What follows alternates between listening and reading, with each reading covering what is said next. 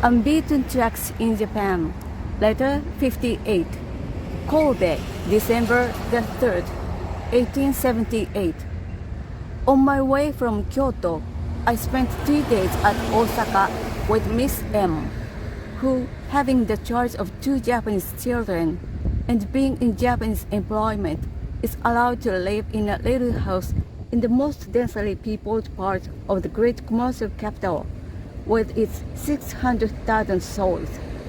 Aided by her kindness and her small amount of Japanese, I saw many of the Osaka sights and most of the huge busy city, but was impressed by nothing so much as by the numerous waterways and the innumerable bridges, a few of which are stone or iron, the canals weighted with stone, the massive flights of stone stairs down to the water, the houses with overhang balconies draped with trailers, the broad, great roadways along the rivers with weeping willows on one side, and ancient yashikis and rice godowns on the other.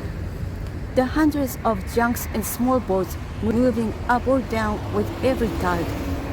The signs of an enormous commerce everywhere. The floating tea houses and houseboats with matted roofs, and the islands with tea houses and pleasure grounds. But the sights of Osaka, like those of Kyoto, are on the best beaten tourist track, and you can read more or less about them in every book on Japan. The future of the foreign commerce of Japan depends upon the increase of production. Silk growing next to ordinary agriculture forms her principal industry, and the government has wisely paid great attention to the improvement of the quality of the silk which is produced. It has also shown a laudable desire to foster other industries without always perceiving, however, that it is only those which are to some extent natural to the country which can profit by such encouragement. And like other young paternal governments, it has not yet realized that free competition is essential to the growth of healthy enterprise, and that privileges and monopolies only serve to impede the expansion of trade. The population of Japan is essentially an agricultural one, and it is certainly a mistake to attempt premature to convert an agricultural people into a manufacturing one. Undoubtedly, it is to the development of her very large mineral and agricultural resources that Japan must look for her advancement in wealth. But though capital is the one thing needed for the working of her mineral treasures, and the nation has very little of its own, the government has recently excluded the introduction of foreign capital, and the result of this and other restrictive measures is shown in the limited increase in the exports, in the costly character of internal transport, owing to the primitive condition of the roads and the high full rates of the Japanese steamship company,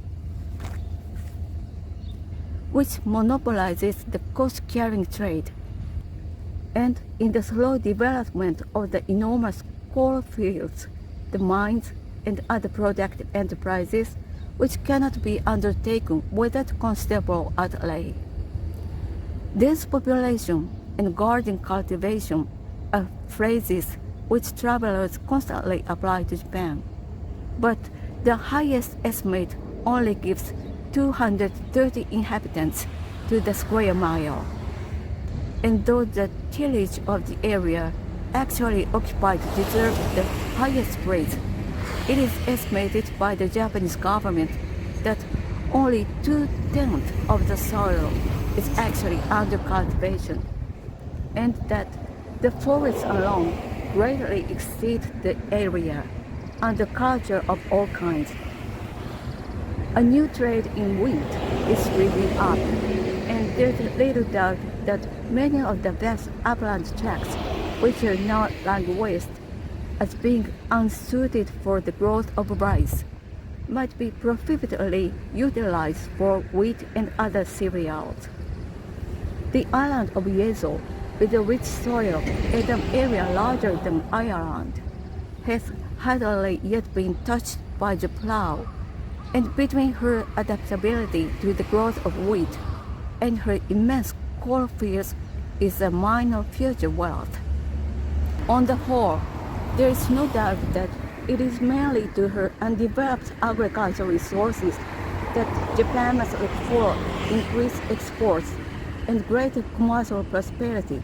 But there is nothing to lead us to suppose that she will soon become a wealthy nation.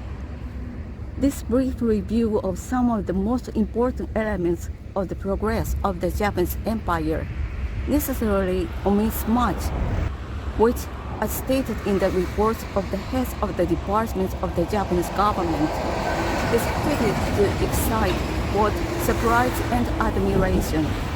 I have endeavored to avoid indiscriminate laudation on the one side and unreasonable blame on the other. Japan has done much, but though she has done many things well and wisely, much is still undone. Some reforms of importance have been left untouched, and others have been undertaken so superficially that while certain places present a fair outside, little improvement on the whole in those special directions has been effected. Reform, not only in the laws, but in the administration of them, is urgently required. The army needs better discipline and better officers if it is to be a source of strength and not of weakness to the state.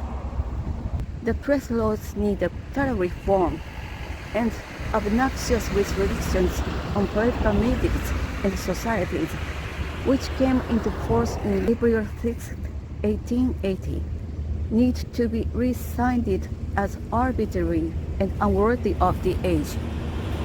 According to the Japanese newspapers, the whole population of the country is actuated by one burning desire for representative institutions, and the longing for constitutional liberty has pervaded all classes, and this demand must be widely met in fulfillment of the pledges given by the government of the Restoration, while at the same time the heimin or commonality, numbering 30 millions, must be trained to exercise the political responsibilities. An improved system of roads needs to be created if the resources of the country are to be developed into bearing the strain of taxation without undue pressure on the cultivator. 3 millions of children of school age require to be brought under instruction, and the standard of teaching to be raised throughout all the elementary schools. Thoroughness has to be studied in all departments, and perseverance to be steadily required from all subordinate officials. The carrying out of the reforms which have already begun, the placing them upon a solid basis, the judicious inauguration of the new ones, the wise selection of such further fruits of Western civilization as may bear transplantation to Japanese soil, the courageous abandonment of experiments which have been failed from their inherent unsuitability to Japan, the result pursuit of a pacific foreign policy, the exercise of a wise discrimination between true and false progress, and the preserving conservation of all that the empire has actually gained during the last 10 years was sufficient to tax the energy and sagacity of the best and ablest men in Japan for many years to come.